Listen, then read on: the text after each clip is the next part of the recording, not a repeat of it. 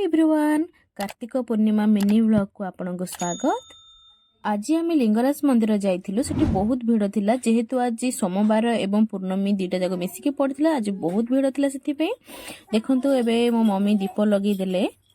एठी दीप लगे सरला पर आम मंदिर भितर को जाइथिलु दर्शन करबा पई। आपण मन तो जानिथिबे मंदिर भितर मोबाइल अलाउ न थाए बोली। देखंतु एठी केते सुंदर गोटे महादेव एवं माँ पार्वती गोटे प्रतिमूर्ति रखा जाइछि। बहुत सुंदर लगुछि। एठी समस्त पूजा भी करू फोटो। एबे आद्या भी बाहर को टिके आसी टिके खुशी अछि, सेति में से टिके खेलुछि बुलुछि। एबे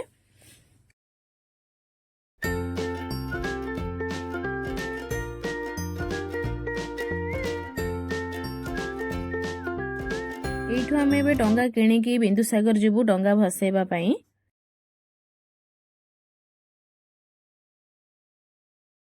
एबे डंगा नै मु बिंदुसागर चली आसिली एवं एठी भगवान को प्रार्थना करी आ का माँ बई पानगुआ थोई पानगुआ तोरो मासक धर्म मोर कही डंगा को भसई देली।